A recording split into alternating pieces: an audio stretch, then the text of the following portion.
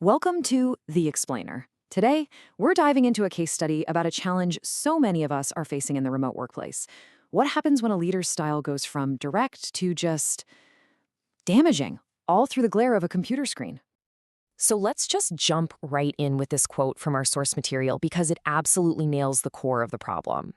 When you strip away all those visual cues, a smile, a nod, the things that soften a direct message, what's left can feel, well, pretty brutal. I mean, of course you have, right? We all have. You get that message and you read it, and then you read it again, trying to figure out what they really mean.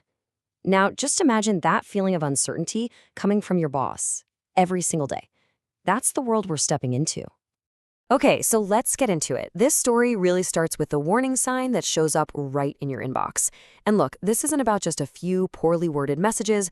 It's about the slow, kind of creeping degradation of how we talk to each other when we're all online. The source uses this fantastic phrase, tethered by digital threads. Think about it. Slack, email, Teams. These are the things holding us all together now. But this case study shows how those same threads can become tripwires for the whole company's culture if we're not careful.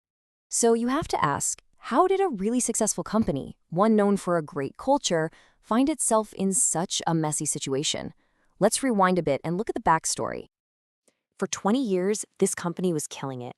They were a major player in logistics software, and they built their success on a very specific formula, a super collaborative culture that was all about being together, in person, face to face. And this is exactly where things started to go wrong. Their whole vibe was built on those little informal check-ins, the quick chat in the hallway that sorts out any confusion in like 30 seconds. You take that away, and suddenly you're left with ambiguity and a huge, huge risk of misinterpretation. And this change, it happened in the blink of an eye. After 2 solid decades of perfecting this in-person culture, a major market disruption forced them to go 100% remote practically overnight. No planning, no transition period. They were just thrown right into the deep end.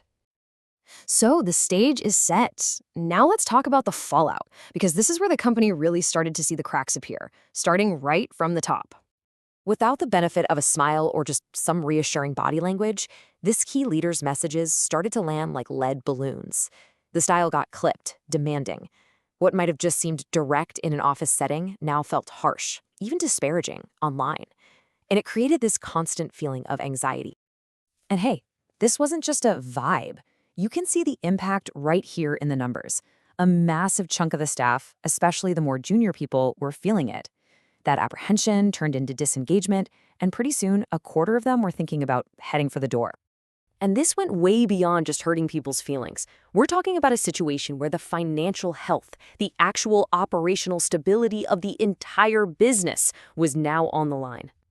What you're looking at here are the 5 big themes of this whole crisis. It was just this perfect storm, right? Communication breaks down, which impacts the culture, which hurts well-being, and it all forced the company to ask a really tough question. How do we balance making money with taking care of our people? So, while we don't know the exact number of people who left, the case implies a huge spike in disengagement. You're looking at a turnover risk that could easily be 30% or even higher. I mean, that's a catastrophic loss of talent and knowledge. No company can just shrug that off. And here's the really critical part. This toxic communication style wasn't contained. It wasn't just in one-on-one emails. It was like a poison that started to seep into every single digital channel, contaminating the company's entire communication ecosystem. So, this brings the organization and us to the central dilemma. They knew they had a massive problem, but figuring out how to fix it, that was a whole different story. I mean, this is the multi-million-dollar question, isn't it? This leader was absolutely critical to the business. So any move they made, whether it was a gentle conversation or something more drastic, came with enormous risk. And look at this balancing act. They had options, but man, none of them are perfect. They could try direct coaching, but what if the leader gets defensive? Or they could roll out a new company-wide policy, but that might feel impersonal and not even fix the real problem. The bigger moves, like reassignment or even termination, had huge operational risks. Every single path had a potential upside and a really scary downside. The thing is, the case study doesn't give us the right answer, because maybe there isn't one. What it shows us is that in this new digital-first world, communication isn't just about being clear. It's about culture. It's about trust. It's about empathy. The real challenge isn't just fixing one person. It's about completely rethinking what leadership looks like when every single typed word matters so much. So it leaves us with this question. In the digital gauntlet, what would you do?